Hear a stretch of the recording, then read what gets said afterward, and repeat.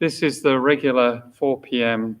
Path to Enlightenment class at the Tibetan Buddhist Society, Peaceful Land of Joy, from our traditional Tibetan temple. Very beautiful, very peaceful, holy temple. And thanks everyone for tuning in. Just to let you know, we say prayers at the start of this, at the start of the Path to Enlightenment class. And if you'd like the prayers, then please email events@tushita.org. That's TUSHITA.org. So, and at the end, if there's any questions, you can do so through live chat, which is to the right of your screen. So, one of the students here, Kat, has asked, before we do the prayers, there's a light offering. So one of the students who comes here, Kat, and she bakes some fantastic cakes, but that's a bit by the by. She's wants to do a light offering for her friend Narelle, who has cancer, and she's quite young.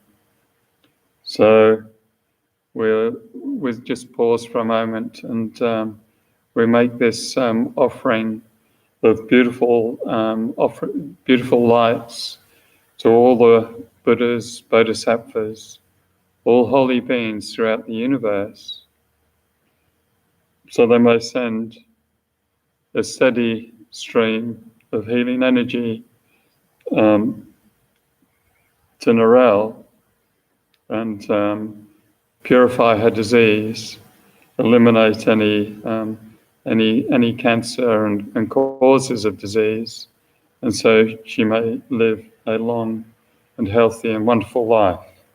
So we're focused on that for a couple of seconds, sending good energy to Narelle.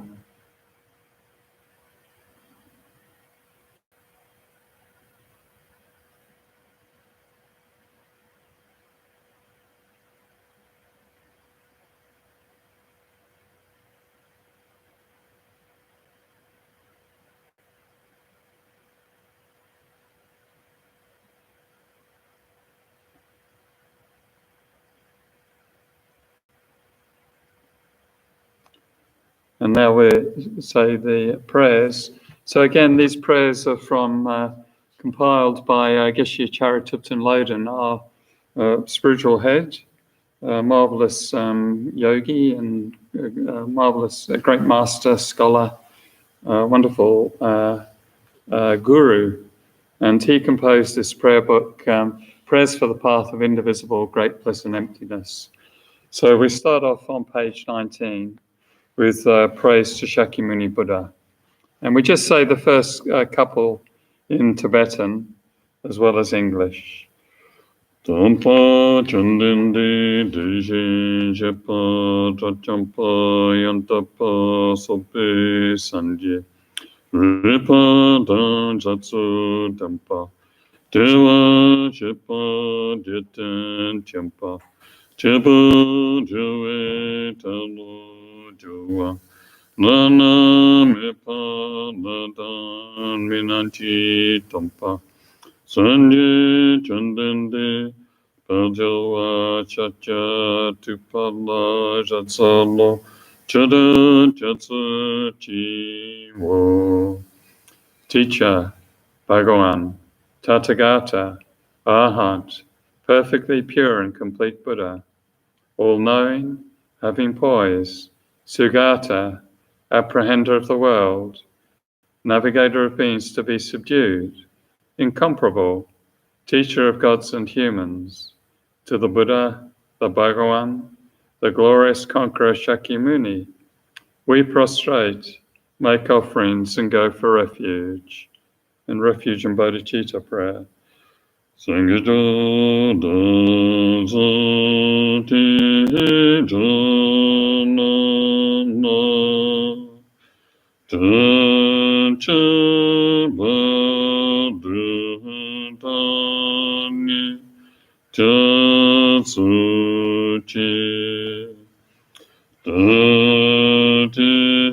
To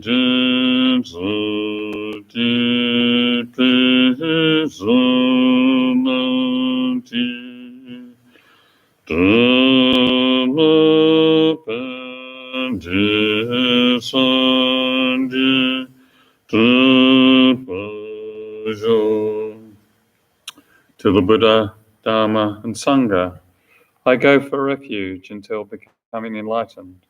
Through the merit of my generosity and so on, may I achieve Buddhahood to benefit all beings. To the Buddha, Dharma, and Sangha, I go for refuge until becoming enlightened. Through the merit of my generosity and so on, may I achieve Buddhahood to benefit all beings. This ground, anointed with perfume and strewn with flowers, Mount Meru, the 4 continents, adorned with sun and moon, imagined as a Buddha land and offered thus, may all beings enjoy such pure lands. The 7-limb prayer. I prostrate my 3 doors with a mind of respect, and offer all actually arranged and mentally emanated offerings. I reveal all the downfalls and negativities that I have ever collected, and rejoice in the virtues of individuals and superiors. Please remain perfectly abiding until samsara is no longer seen. I request you to turn the vast and profound wheels of Dharma. I dedicate the virtues of myself and others to the great enlightenment. Then we do the prayer of the lineage of gurus, the marvelous lineage from Guru Shakyamuni Buddha, the founding Buddha, down through to our, in our case, Geshe Acharya Thubten Loden, down to your root guru, who transmitted this path to enlightenment lineage. Body born from 1,000,000 magnificent, excellent virtues, speech fulfilling the hopes of infinite beings, a mind that sees all objects of knowledge precisely. I bow my head to the chief among the Shakyas, supreme sons of the incomparable teacher, carrying the load of all the conqueror's deeds, by their emanations appearing in countless realms. I prostrate to Maitreya and Manjushri. The mother of conquerors is difficult to fathom. The precise thought is in commentaries written by Jambu-vipa's ornaments, Nagarjuna and Asanga. I prostrate at the feet of those most renowned in the 3 realms.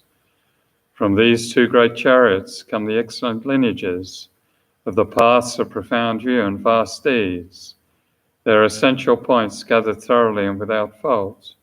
Prostration to the lamp holding this treasury of instruction, giving explanation through compassion, by seeing precisely and completely the essential points of all paths of Sutra and Tantra, holder of the conqueror's entire holy Dharma, prostrations to the glorious Losang Dragpa.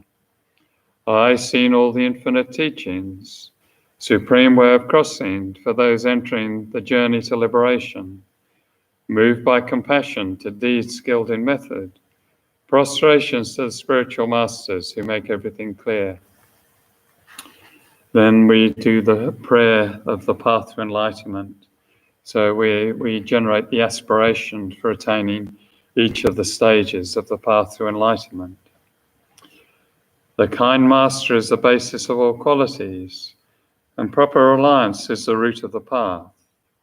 By seeing this excellence and through much striving, bestow blessings to be devoted with great respect. This gentle support of freedom, obtained this one time, is most difficult to achieve. Knowing its great value gives rise to a mind seizing its essence constantly day and night.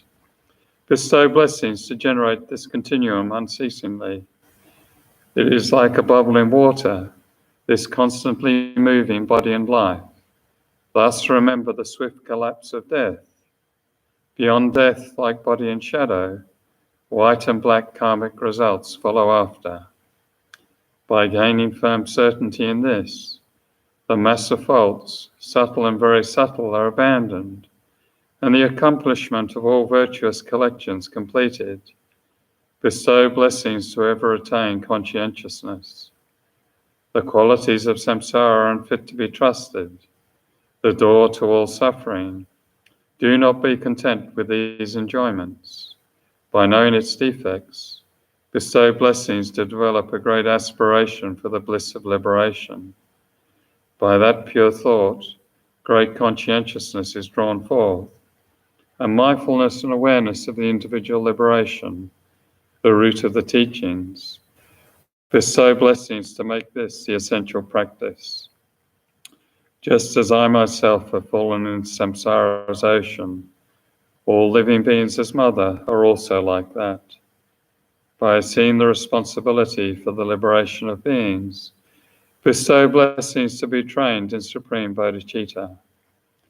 However, by merely generating the mind, if not acquainted with the three aspects of ethics, enlightenment will not be attained. By seeing this excellence, bestow blessings to train with strong effort in the vows of the conqueror's sons.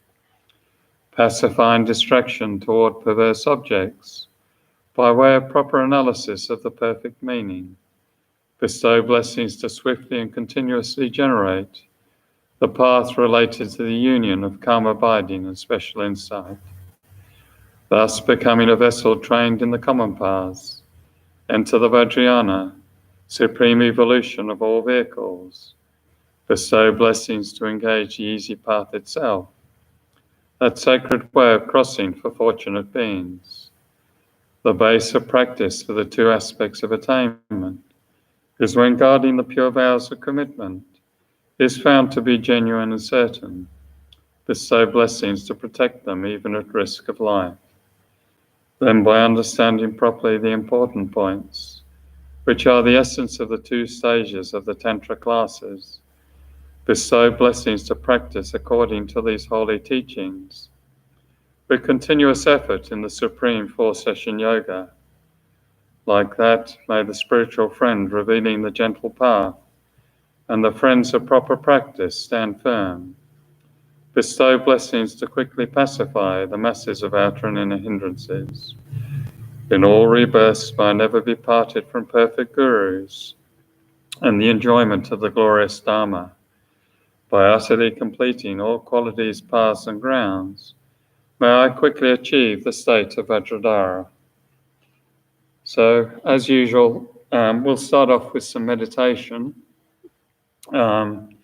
So, in meditation, whether you're sitting in a chair or sitting on a cushion, try to have your back reasonably straight and your body relaxed. If you like, you can put your right hand in your left hand and with the thumbs meeting in the gesture of concentration like this. And you can either close your eyes or slightly open and unfocused.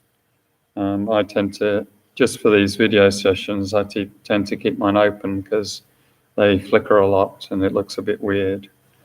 So, all right, so we'll start off, first of all, just relaxing, letting go of any worries, letting go of any tension in the body, or any mental tension, preoccupations, things we think we need to stress about, but we don't actually.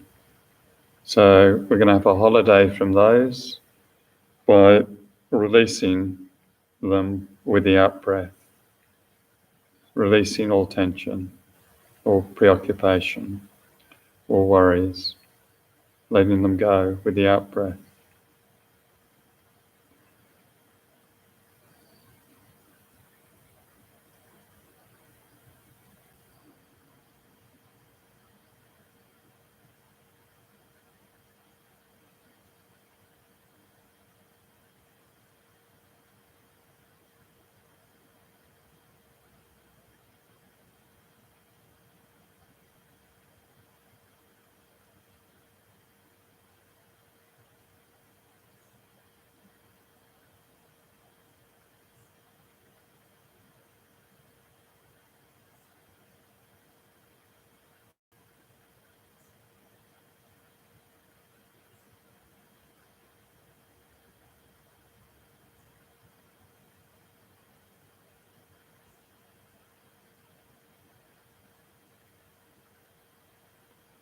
And then practicing the yoga of relaxation, calm abiding meditation on the sensation of your breath.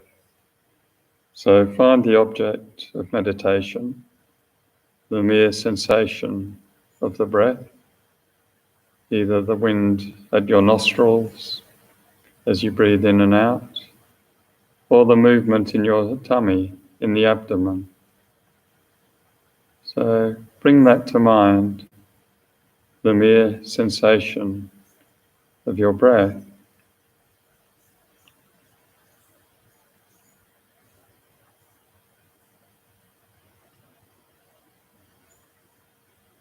And if any other thoughts or feelings, anything else appears to mind, then we don't empower it or engage with it. Just take note it as a distraction, and bring your mind back to the object, absorbing into the breath, the sensation of the breath.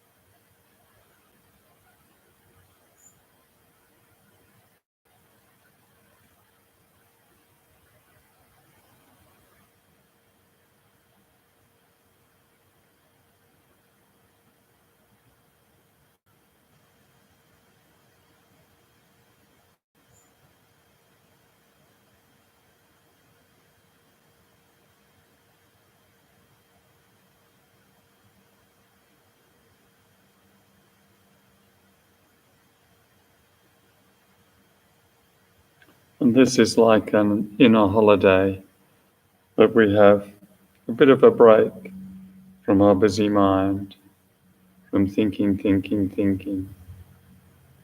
and just relax on the breath.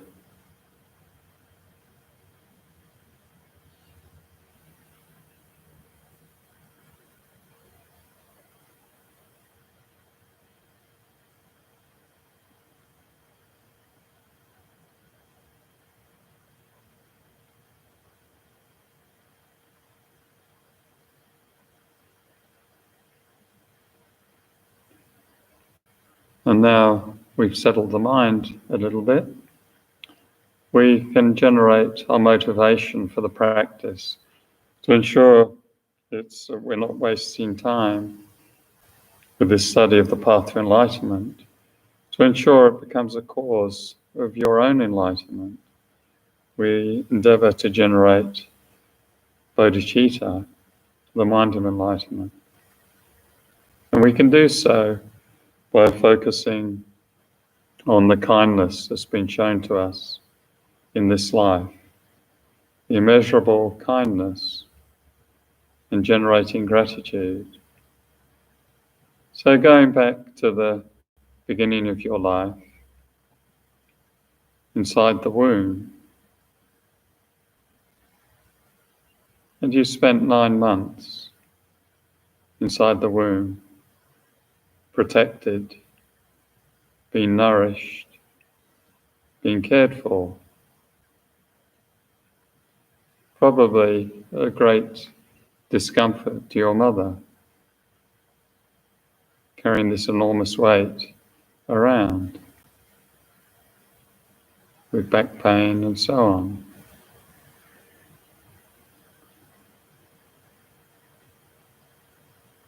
And then the discomfort at the time of birth. And when we were born, we are absolutely helpless, absolutely dependent on others for our survival and our well-being.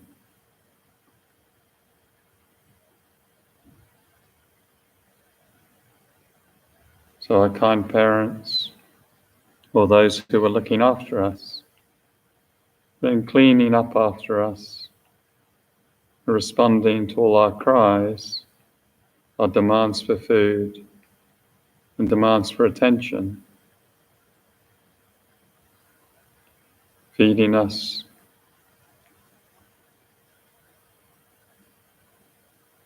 and the kindness has been shown as we gathered knowledge. We learnt to talk. How many people have been involved in helping you talk, in building your vocabulary? All that knowledge has come from so many different people.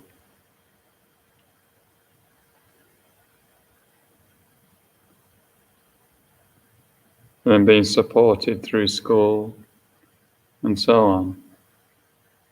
We've had an immeasurable kindness shown to us.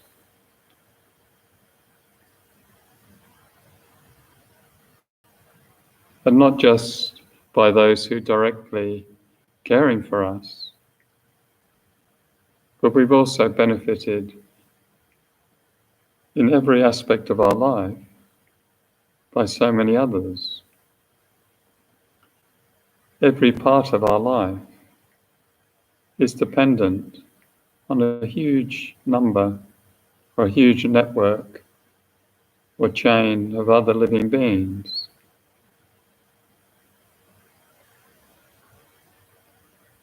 From the food production, maybe the rice or potatoes you eat, people in the fields, people harvesting, transporting, getting it into shops, selling it, and so on. Huge number of people involved,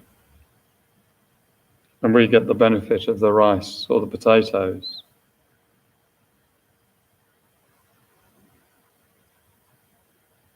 The same with all our shelter, our house,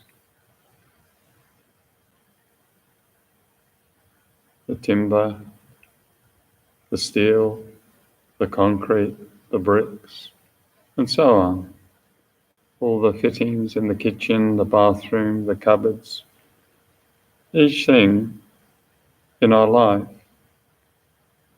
all our entertainment, television, smartphone. There's a great history of people who have been involved in developing the knowledge and of getting that actual product into our lives.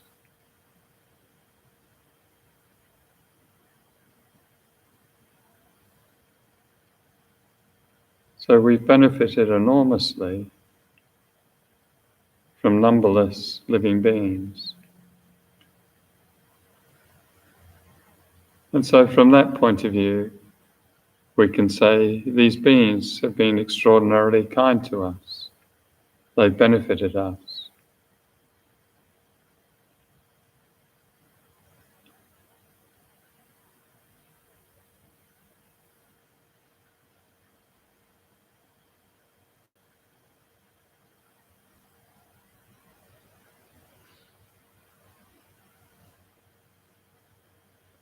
If we really focus on it, it's almost breathtaking, the scope or the number of beings supporting our life.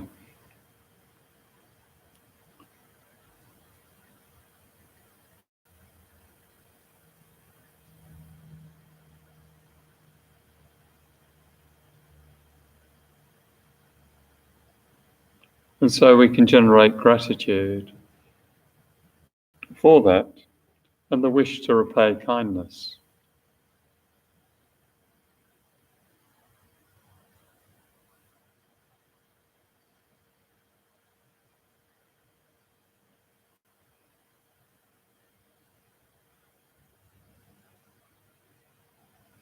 and recognizing that everyone else caught up in samsara, in psychic existence, experiences so much difficulty. Like ourselves, our minds being bound by delusion or destructive emotions that cause us suffering.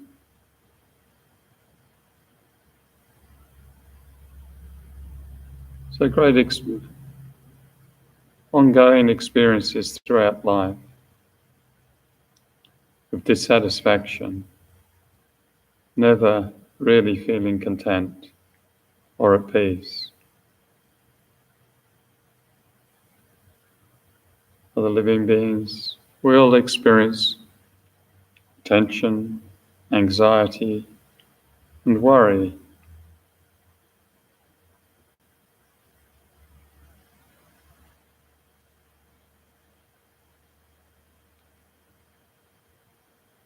We experience being upset, grumpy, angry, unhappy, sometimes depressed, sometimes lonely.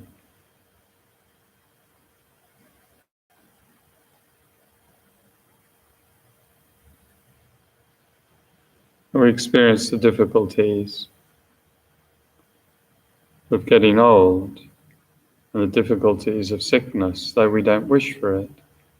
We might get COVID-19 or cancer or heart disease or diabetes or stroke and so on. Limitless difficulties, migraines, flu, so many physical problems. But we experience the difficulties of dying, leaving everything we know,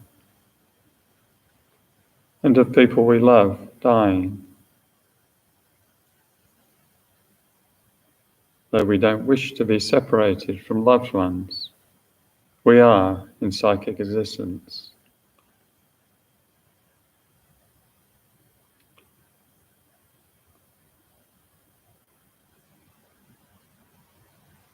So then, recognizing the kindness of all living beings and the suffering they experience, we determine to do our best. And we determine to attain our highest potential, the natural potential of the mind for enlightenment, in order to be of greatest benefit for all living beings without exception, and stabilize the mind on bodhicitta, this wish for enlightenment to benefit others.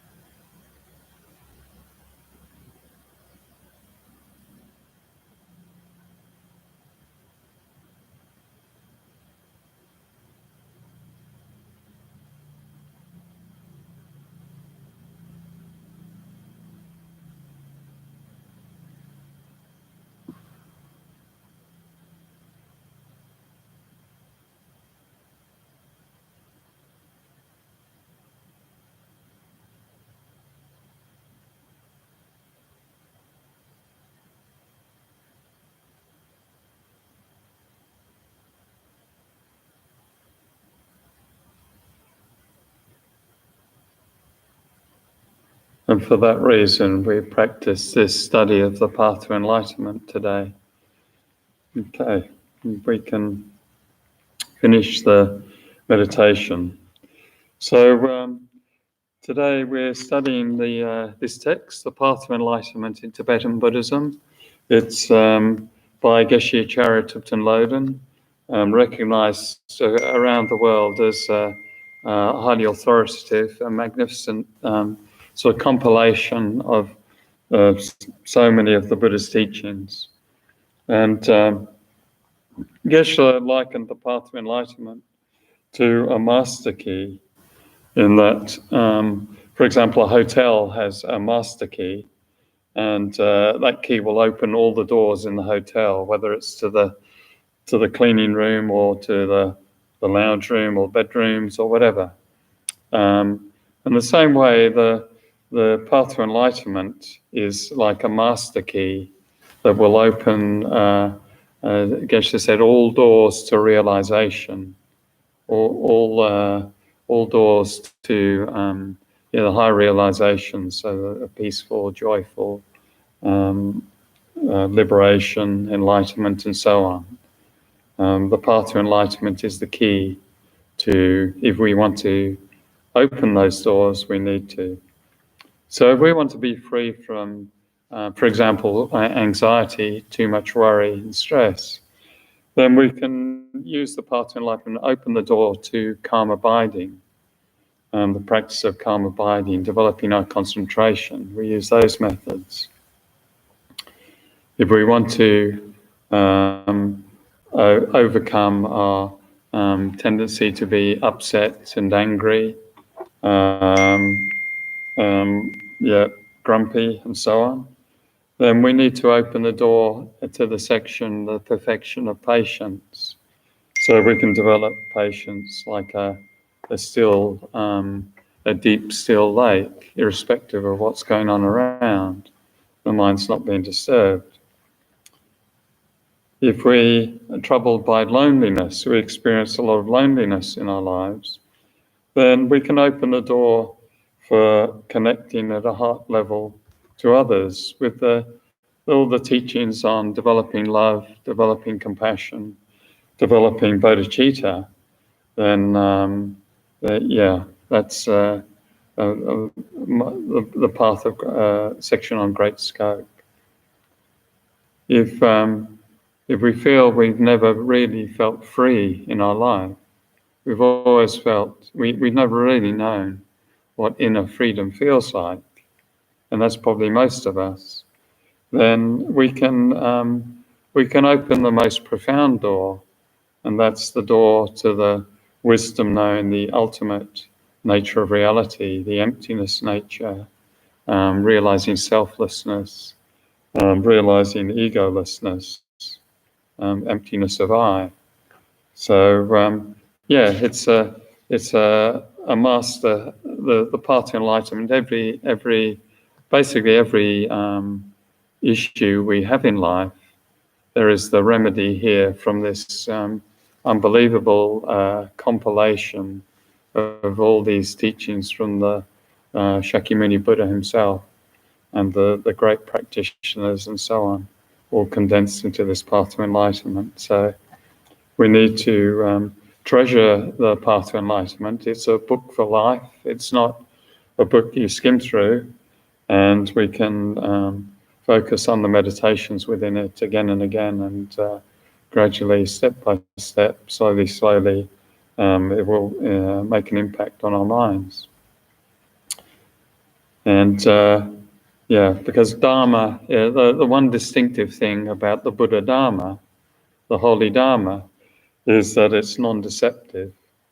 Unlike most worldly things we pursue, that they don't last long, or they can't satisfy us for long, or we're separated from them, the Buddha Dharma is said to be completely non-deceptive. The more we actually rely on it by applying it to our mind, by steeping our mind in the Dharma, then the more benefit. It's simply cause and effect. The Buddha's given us the causes for freedom and for eventually enlightenment and for peace and for happiness and so on, rather than running to suffering like we often do in our day-to-day.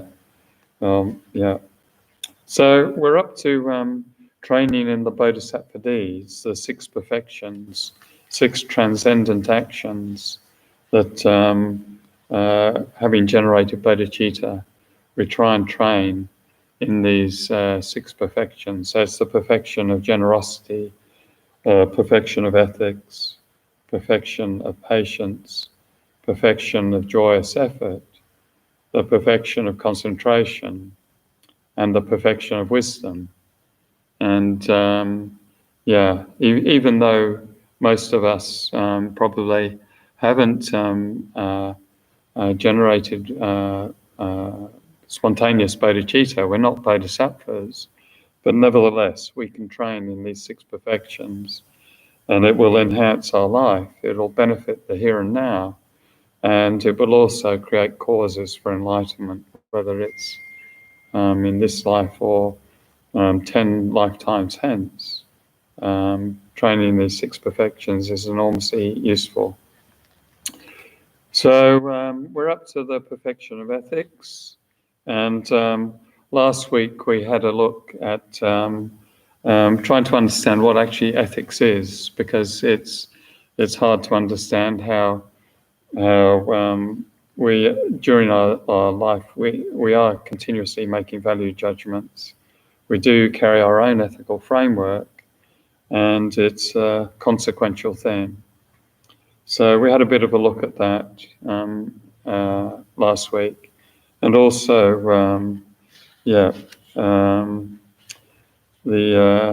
we need to apply the wisdom of thinking. So it said we can traverse the path to enlightenment by accomplishing the wisdom of listening to teachings, listening or reading teachings, and then the wisdom of thinking. So we need to think about them, pull them apart, analyze them, rather than just say, yes, this is what the Buddha said, blah, blah, blah, blah, blah. We need to use our own faculty of our ability to reason, our ability to analyze and see if it makes any sense or if it's absurd. And then we practice the wisdom of concentration or meditation. So to really bring it home, we focus on those teachings that make sense to us and seem beneficial, then we meditate on them. So we do need to employ, throughout the path to enlightenment, we need to think about it and think about ourselves. So it's not a purely academic thing.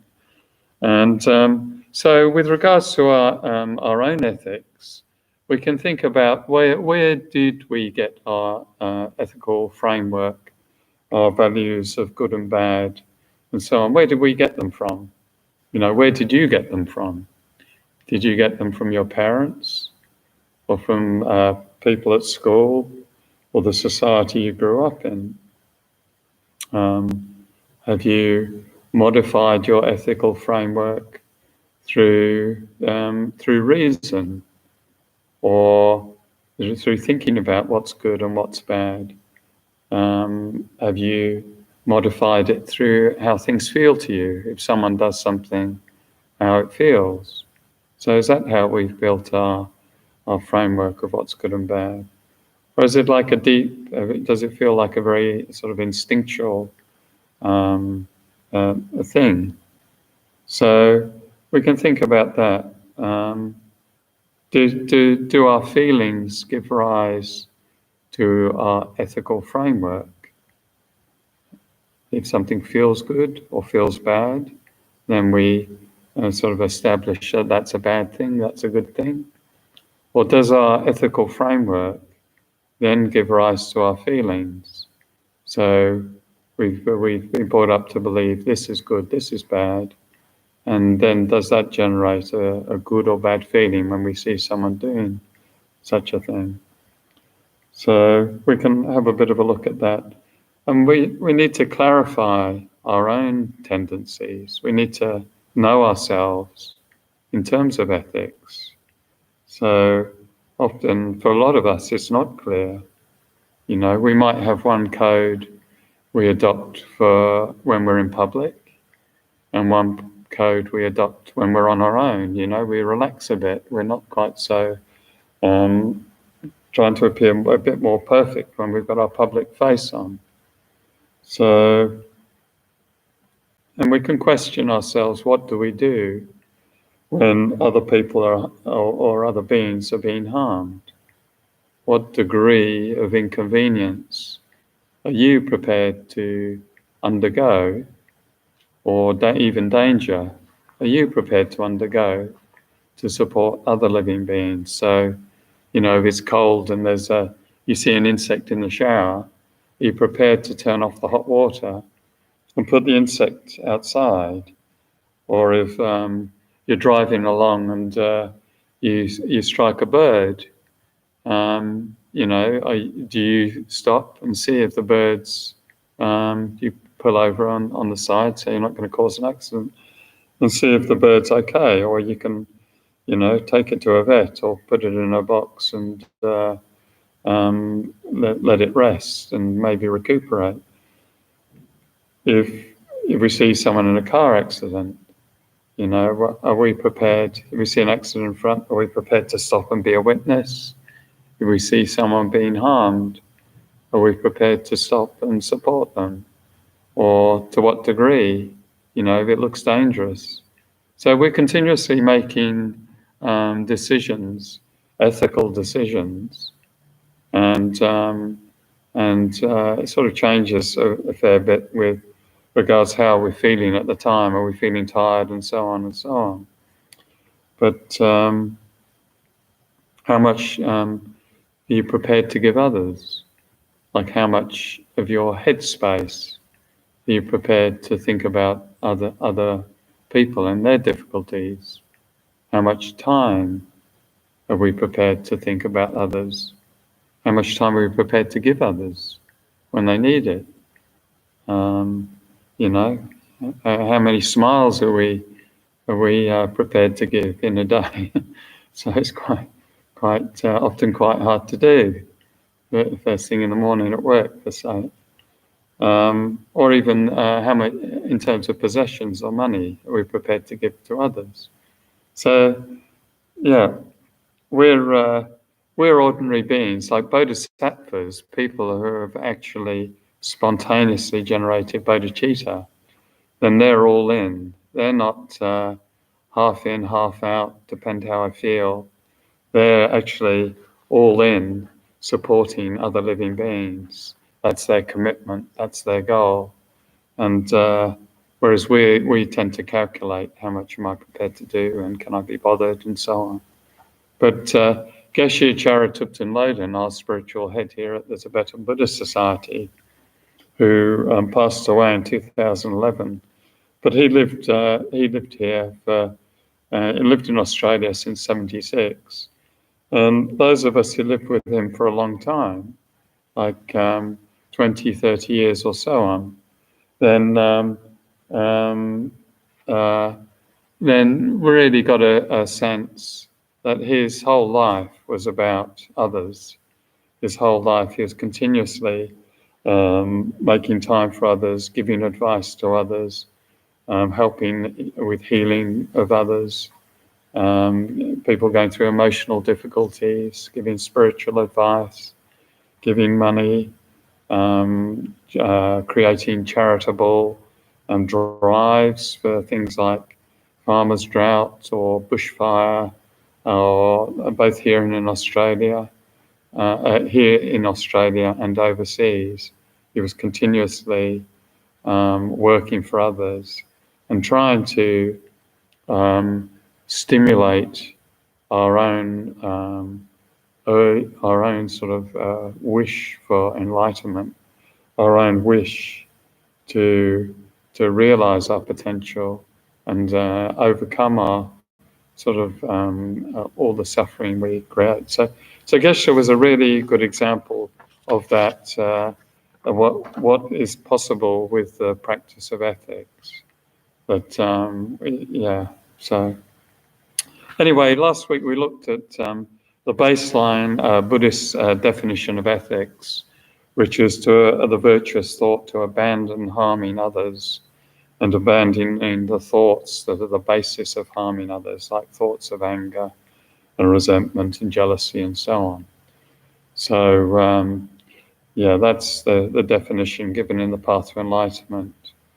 But you can also ask, I think there is also a more sort of general definition of ethics. That's the virtuous thought to abandon non-virtue and faults, because what about harming oneself? You can say, I'll give up harming other people, but I'm going to chain smoke and I'm going to drink myself to death and, and of course that doesn't fall into Buddhist ethics.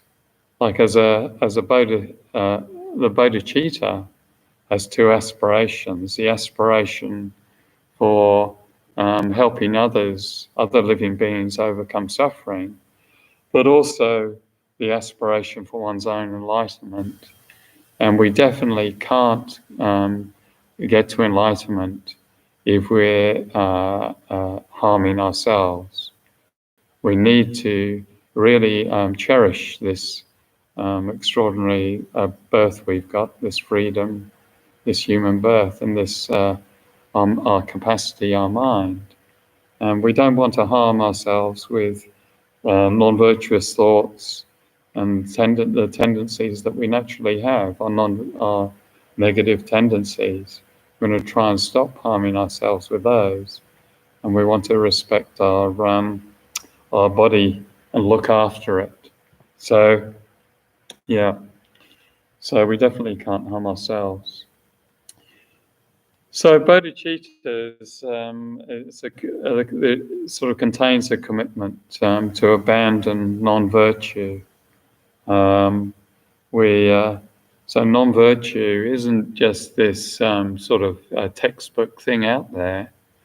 It's those bits within us that we don't like to show, showing the daylight to. We don't want to be illustrated. Those habits within us, our tendency to be childish, our tendency to be selfish, to always be competitive, those things that we don't like other people pointing out. That's the egotistical, easily upset. Someone says a very slight thing and we're easily upset. So those are the non-virtuous parts of mind that we, as in Bodhisattva tradition, we have to try and get to grips with. Even though it's nice to say I'm a Buddhist practitioner and all that stuff doesn't apply to me because I've been doing this for 30 years. In actuality, most of us are like little kids inside, and we have to recognize we've got to abandon that non-virtue that we hold on to because we think it's part of ourselves. So looking in the Dharma mirror is not always comfortable. Buddhism's not just nice, serene meditations on love and compassion and rainbows and blissful stuff. It's also dealing with the nitty-gritty of who, in actuality, who we are, and how can we transform the non-productive, the not useful stuff. Yeah. So So self-cherishing is the basis of non-virtue. All non-virtuous minds, whether it's when I'm angry, when I'm jealous, when I'm worried, it's all about I. When I'm depressed, it's how I'm feeling. When I'm grasping or bored or dissatisfied, it's all about the I underneath that's having a problem. So, and that's that focus on that's called self-cherishing. So, bodhicitta eliminates self-cherishing. So it naturally eliminates all the non-virtue that is hanging off our self-cherishing. So if we can generate bodhicitta, then there's enormous purifier of our negativity, an enormous accumulation of merit, limitless merit. So the section on page 678 is how one is led to meditate on ethics. I'll just go to that, page 678, in the path to enlightenment, how one is led to meditate on ethics. And really it focuses on the results of lacking ethics or having poor ethics. And the results of having good ethics. So useful ethics, constructive ethical framework. So the results of lack of ethics, if we think of a life where we never help anyone else, we never have gratitude for all the things that have been done for us in life. We're always lying, just at the drop of a hat, lying because we think we can get ahead or get some sort of benefit through lying. We're always critical. We're always competitive. We're trying to prove we're better than the person we're talking to or the other people in the office or whatever. Maybe backstabbing.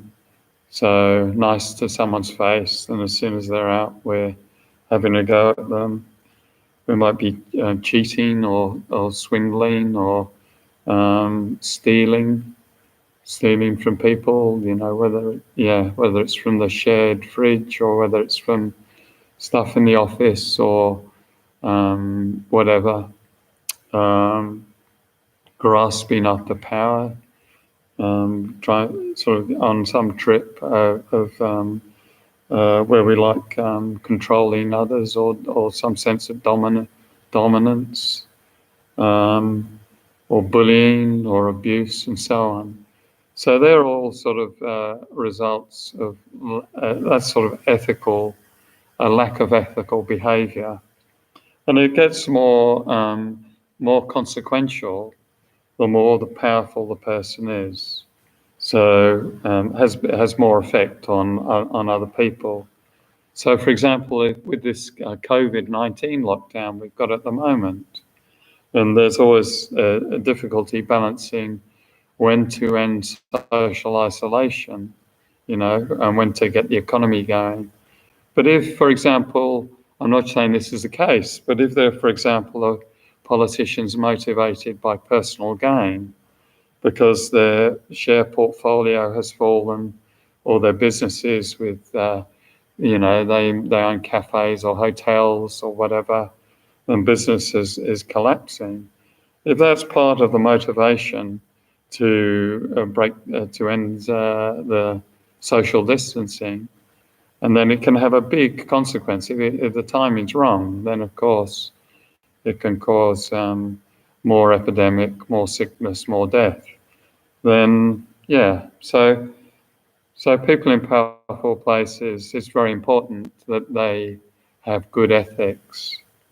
Other examples are developments, giving the go-ahead for, say, a chemical plant near a village and chemicals leak and poison the groundwater, or the very worst case where a politician's not losing popularity, so starts stoking nationalistic sentiment and provokes a war so they can remain in power. They know they'll get a boost in the polls because everyone gets very patriotic. So that's an example of a really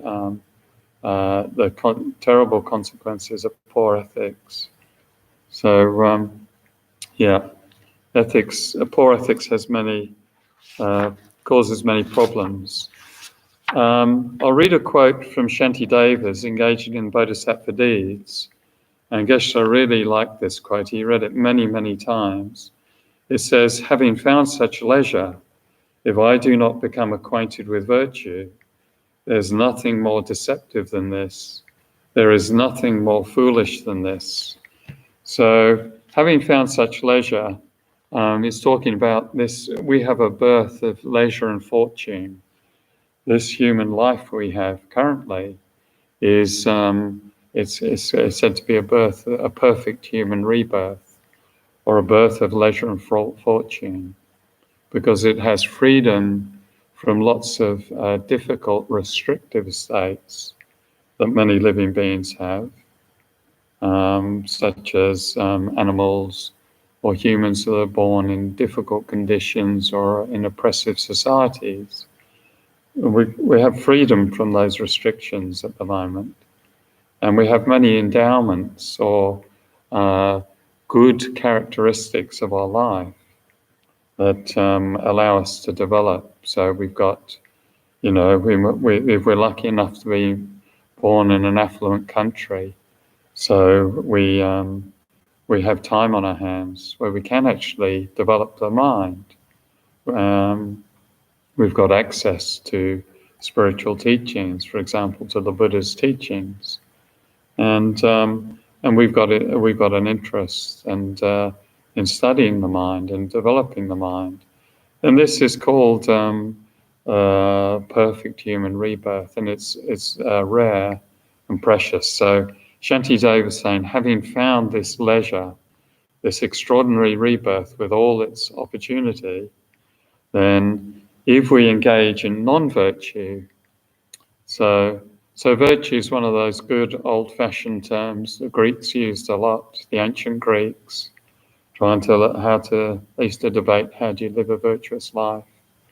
And the Buddha emphasized 2,500 years ago the importance of virtue. So Shantideva is saying it's completely deceiving ourselves and fooling ourselves if we engage in non-virtue. So we might think we're winning when we're stealing or trampling on someone else or harming others in some way, shouting at them, dominating them.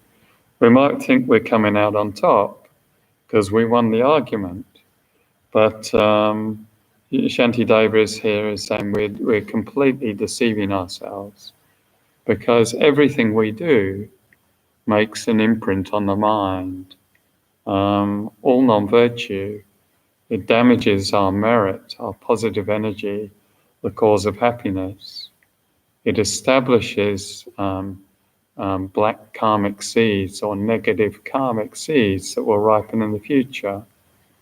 It establishes just unwholesome habits of mind, mental habits, which cause us problems in life, and so on.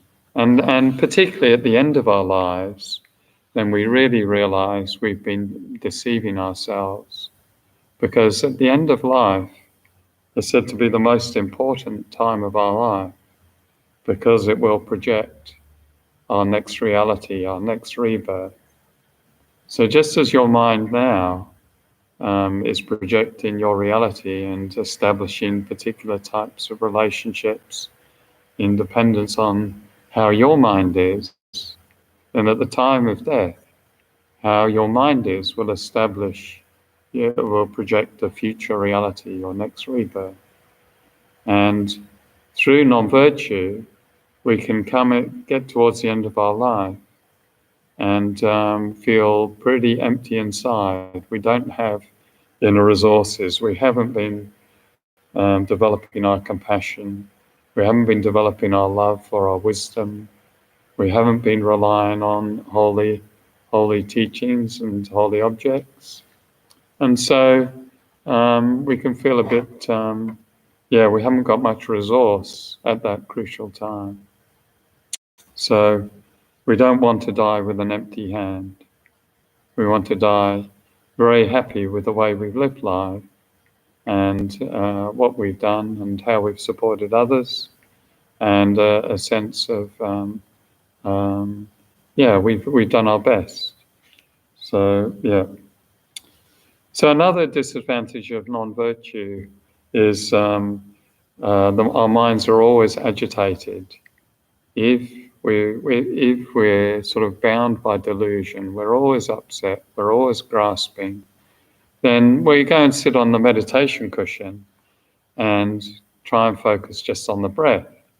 And we can't, because of our mental habit of thinking, worrying, stressing, being aggrieved, being angry, being competitive, whatever.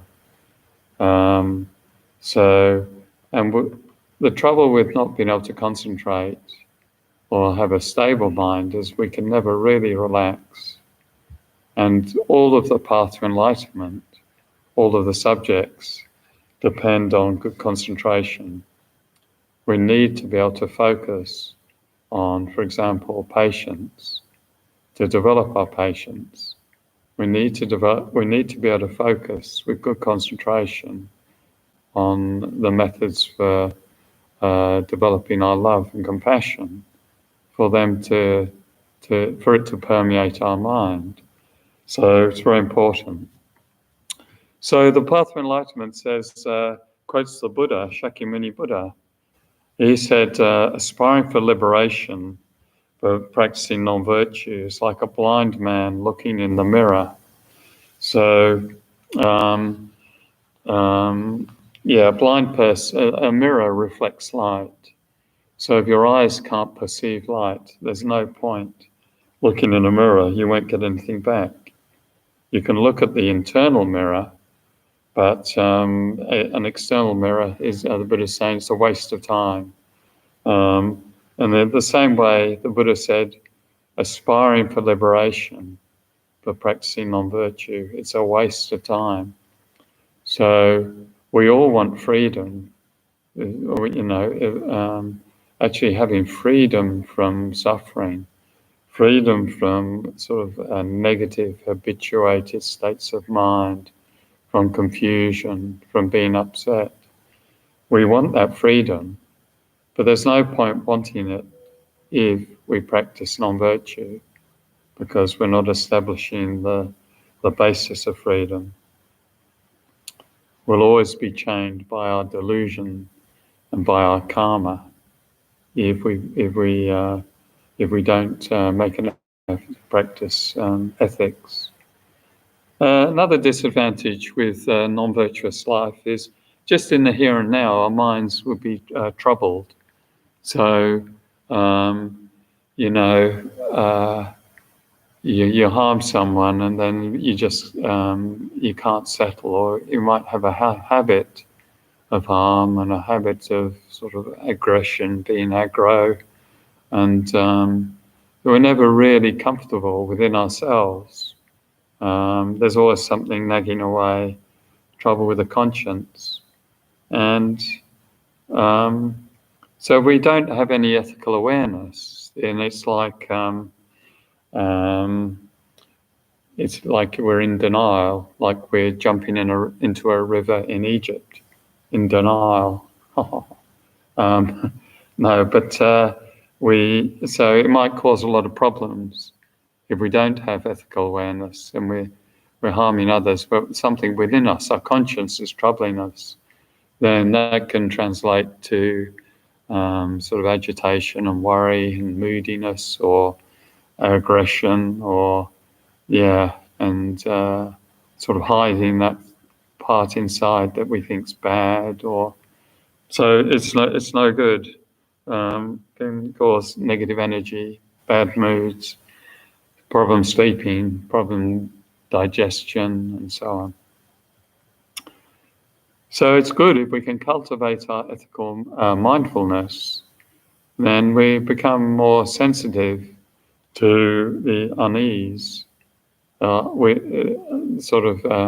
Non-virtues flagged, if you like, within our minds by a sense of unease. We feel something's wrong, we shouldn't have done that, or we feel uncomfortable. So it's good to be aware of that. And then we can, the good thing about non-virtue is that it's all, we can purify our minds of all the effects, because the very nature of mind is pure, the underlying nature of mind. Like I mentioned last week, not all the thoughts that are within our minds, but the underlying nature of clarity and awareness is not tainted by our negativity. So we can purify with by acknowledging the harm we've done, and by regretting the harm we've done to others and the harm we've done to ourselves and to our well-being. And if we like, confessing it to someone else, or confessing it in front of an image in the mirror. An image of a holy being, or our guru, or the Buddha. And then we can breathe more easily. because we've lanced the boil. We've got rid of all that internal, discomfort. And some people do very lengthy retreats to do this, but we can, just with it in 1-2 minutes. If something's troubling us, we can do that.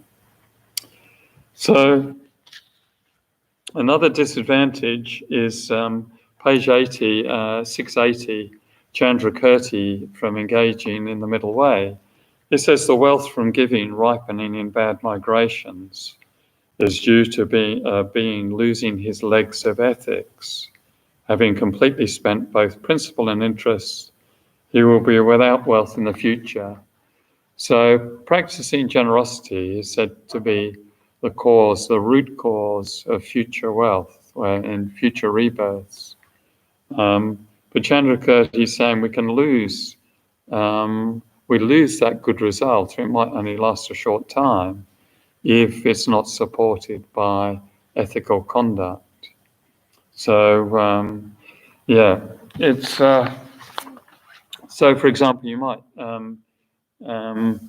be very fortunate and born into a wealthy family, or you might be a Hollywood celebrity with everything you could dream of. You're living up in Beverly Hills with a nice swimming pool and beautiful people, and everyone wants to look at you on Instagram and Facebook, and you've got everything you could need, but you're miserable, and you're getting into the drugs, and you're getting into the alcohol, and you're getting depressed, and you're feeling a bit empty, and your family relations are bad, and so on. So Chandrakirti is saying this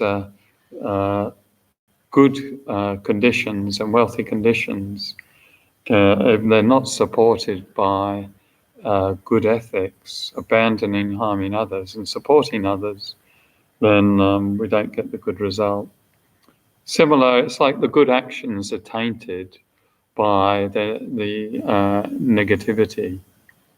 So, the same way a good seed, you might plant a marigold seed or a mango stone or a avocado stone, and if it's in good soil, good conditions, you get a beautiful tree that can provide you with mangoes for the rest of your life, or avocados. Smashed avo on toast for the rest of your life. Imagine that.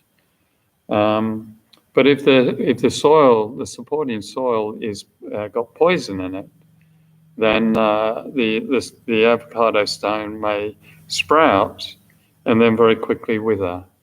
So it's not supported by good conditions. With regard to the results of ethics, on page 681, Nagarjuna, in Letter to a Friend, said, ethics is the basis of all good qualities, just as the earth is the basis of the moving and unmoving. So the earth is the basis of all our food, like if you grow tomatoes or cucumber, celery, potatoes, whatever, apples, bananas. All this magnificent stuff comes from this basis of the earth. And all our building materials come from the earth, whether it's concrete or steel or bricks or glass, everything is coming from this basis. The earth is supporting our lives in so many ways. And Nagarjuna said, ethics is the basis of all good qualities, like all good qualities. So Nagarjuna is like a really extraordinary lineage master of the, particularly the wisdom lineage, perfection of wisdom teachings. He's like, after Shakyamuni Buddha, maybe the most highly regarded throughout Buddhist traditions. He's just enormously. So just remembering that one line, ethics is the basis of all good qualities, from Nagarjuna. So if we are lucky enough to take it seriously and try to change our behaviour, then it's said we naturally become more at ease. we become more open, more comfortable within ourselves, more peaceful. Our mind becomes more relaxed. It's not stressed by all the harm and the competition and the aggro, all the carry-on. It becomes naturally more peaceful. And relationships become better because people feel comfortable with you. If you have a good practice of ethics, a strong ethical framework, then your relationships become more stable. People know they can trust you, They feel safe with you. Unlike someone who's always trying to criticize someone else to get a laugh or put them down so they feel superior, or unlike someone like a violent alcoholic who no one will trust because they know as soon as they get the alcohol, they're going to be harmful, or a dictator who's, killing off his opposition, or anyone who opens their mouth is being sent to some concentration camp, then you realize they're not, they can't be trusted. There's too much harm. So ethics is the basis of good relationships.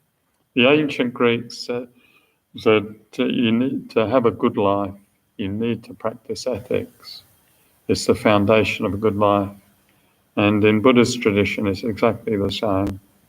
And many other traditions. It's like a universal truth. So if we practice generosity with ethics, then we get a lasting result.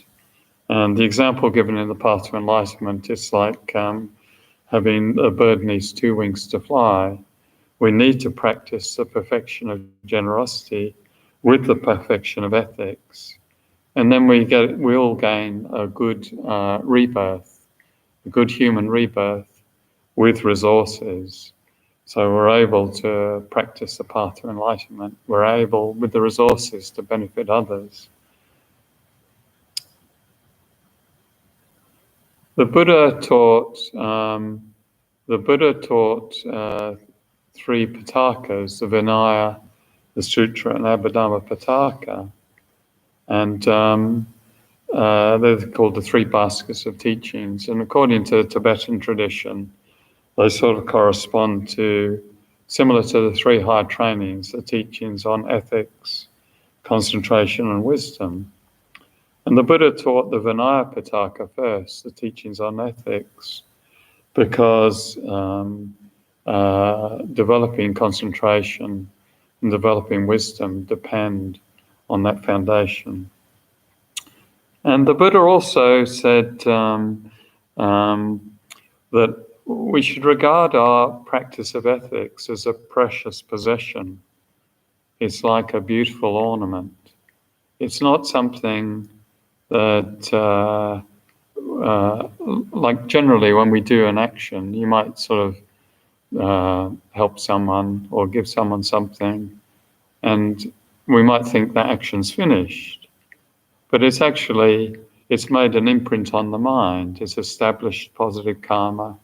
It's accumulated positive energy or merit, and established a positive habit. And that practice of ethics, the Buddha said, it's like a precious possession. And keeping ordination or keeping our vows is as best we can is very important. So we should polish our ethics. It's more important than polishing your shoes every morning. If we polish our ethics, then it's a remarkable thing we're trying to do. So we need to respect our practice and take note of it and regard it as precious. And the Buddha also said ethics is like a natural perfume. So I know, it's a bit of reflection on my ethics. When I run around in sneakers, in joggers all day at work, then it's a bit makes the eyes water when I take my shoes off. But someone with actually a completely pure practice of ethics, then it's said the body has a natural perfume, a good perfume. And having lived with Geshe for 30 years, and he just naturally did have this, his room had a very nice smell. He naturally had a very nice smell. It was sort of no matter what.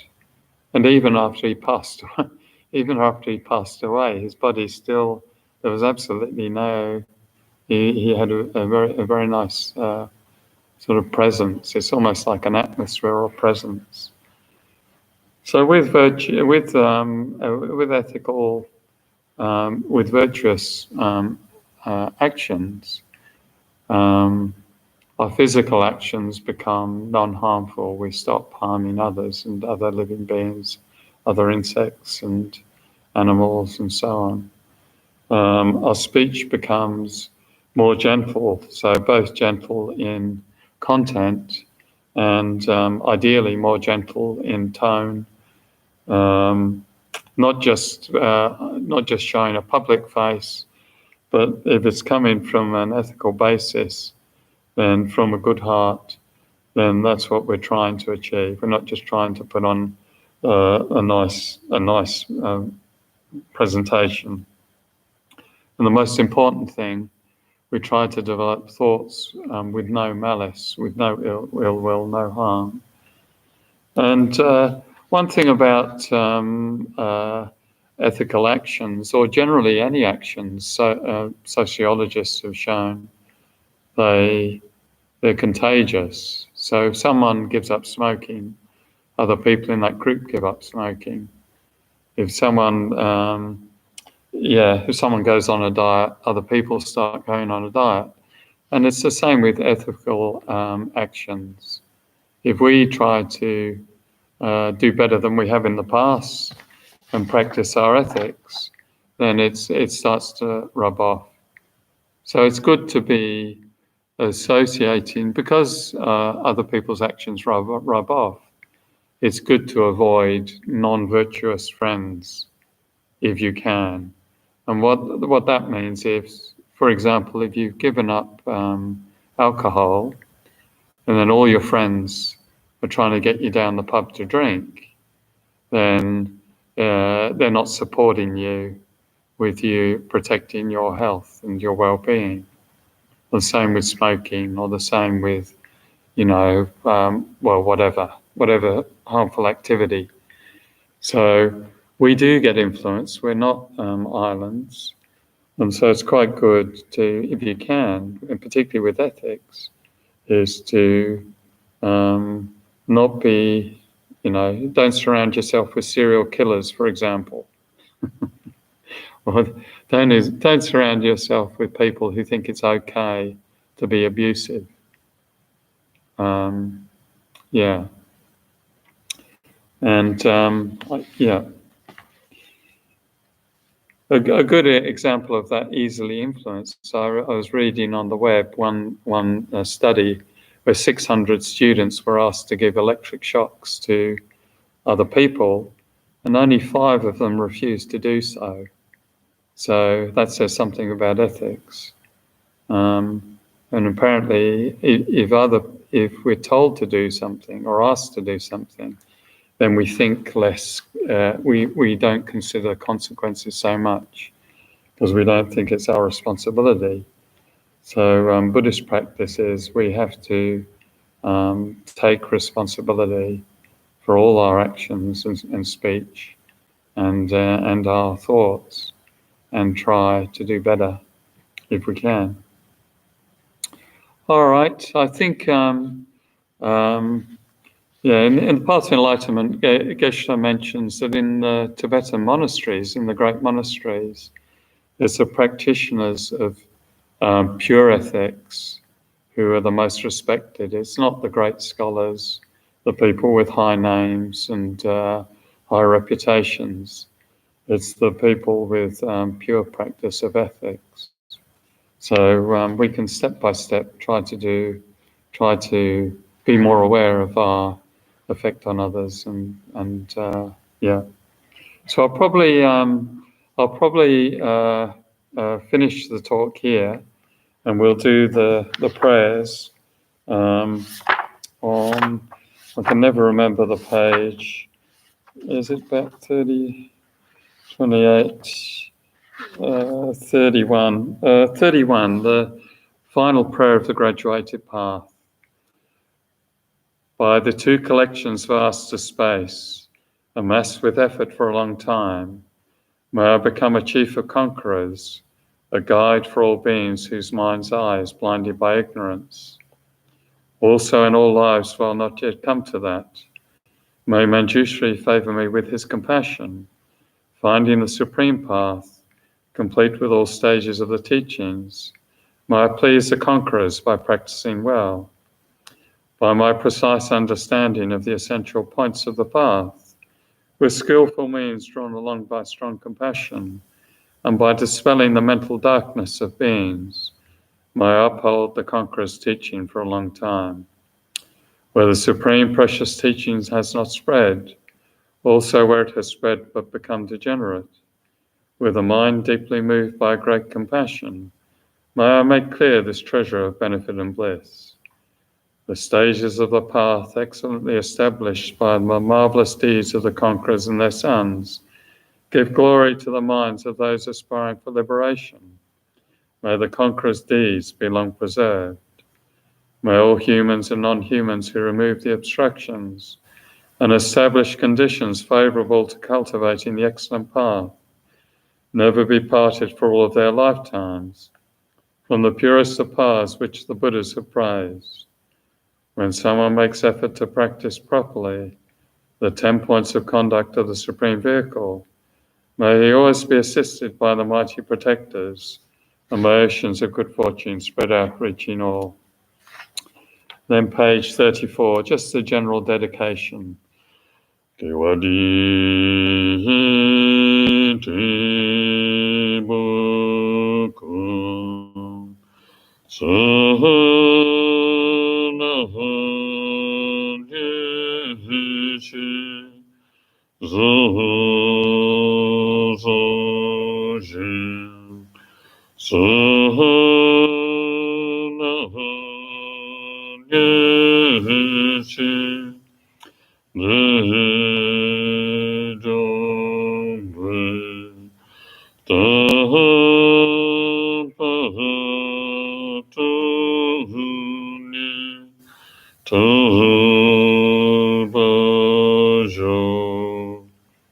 By this virtue, may all beings complete the collections of wisdom and merit, and attain the two holy bodies arisen from wisdom and merit.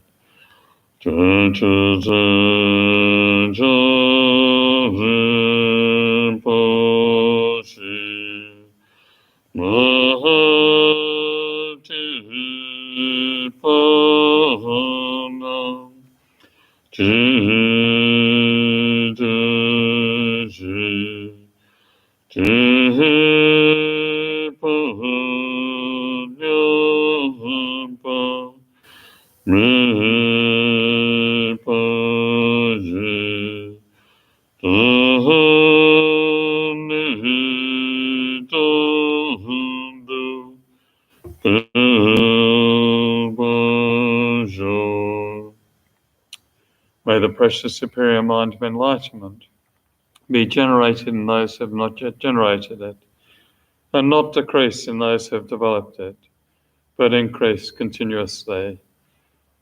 I've got an announcement that next week is the 10th of May is Mother's Day, so there's no class, no classes on Mother's Day, which is our usual tradition.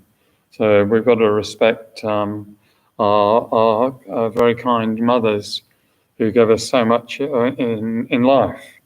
So yeah, no class next week. If anyone's got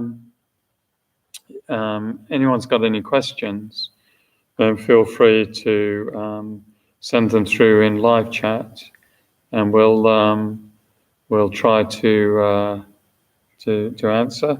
I think there's some delay. If you want to grab a quick cup of tea, we'll hang around for 5-10 minutes just to see if there's any questions on ethics or generally. Hopefully nothing too tricky, but I can always call a friend because we've got lots of smartphones around, if so. And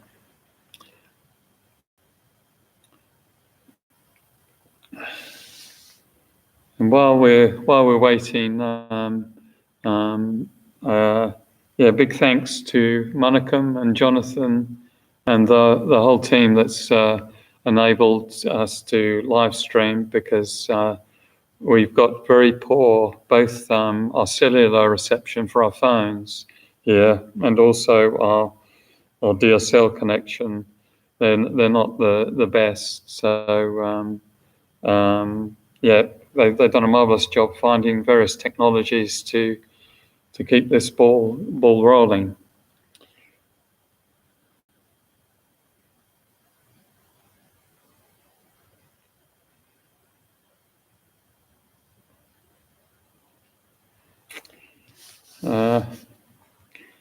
It's very, very different. We're learning to talk to computers and cameras. It's very different to talking to people live, because you get you don't get people's responses back. You don't see their faces or see them dropping off to sleep or looking interested. So we've got to if it comes across as a bit wooden, and then okay.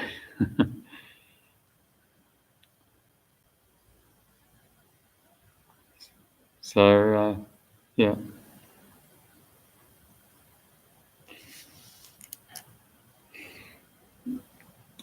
one thing about this social distancing, we're saving a lot of money on temple heating because it's freezing in here, and we're all rugged up. Normally we've got the heaters on for the classes, but for one or two of us, we're not bothering with that. So that's it's been good for climate change, hasn't it? We've seen all the skies clear and so on.